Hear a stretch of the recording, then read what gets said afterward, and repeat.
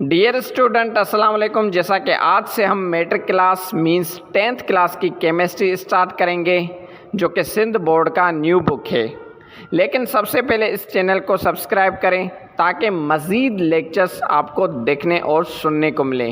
इंशाल्लाह हम इस चैनल पर मैट्रिक क्लास का सारा बुक अपलोड कर देंगे स्लोली। स्टार्ट करते हैं चैप्टर 1 से, जिसका नाम है केमिकल इक्विलिब्रियम। आज हम लेसन 1 में टॉपिक इरिवर्सिबल और रिवर्सिबल रिएक्शन के बारे में पढ़ेंगे।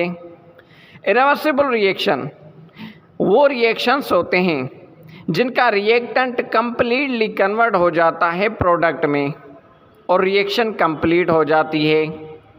मतलब इनका प्रोडक्ट वापस रिएक्टेंट में दोबारा कन्वर्ट नहीं होता। जैसे कि डेली लाइफ में एग्जांपल से रस्टिंग, जंग लगना, लोहे को जंग लगता है, ये इरिवर्सिबल रिएक्शन है। मींस के जंग से दोबारा वो सेम लोहा वापस नहीं आएगा। और इसके अलावा बर्निंग रिएक्शन से जलने वाले, जैसा कि लकड़ी है उसको हम बर्न करते हैं तो राख कोयले में चेंज हो जाती है, लेकिन कोयला वापस लकड़ी में तब्दील नहीं होगा क्योंकि ये इरिवर्सिबल रिएक्शन है। और तीसरा एग्जांपल है न्यूट्रलाइजेशन रिएक्शन का।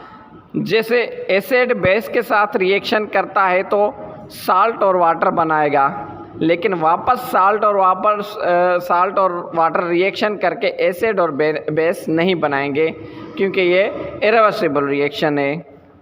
इरिवर्सिबल रिएक्शन को सिंगल एरो से डिनोटेट करते हैं जो रिएक्टेंट और प्रोडक्ट के बीच में होता है।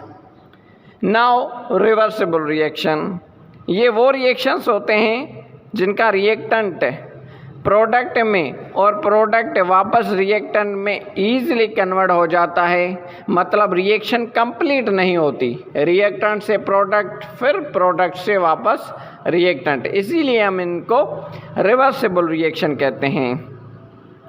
जैसा कि फॉर एग्जांपल है नाइट्रोजन और हाइड्रोजन आपस में रिएक्शन करके अमोनिया NH3 बनाते हैं, फिर वापस NH3 अमोनिया नाइट्रोजन और हाइड्रोजन में कन्वर्ट हो जाती है।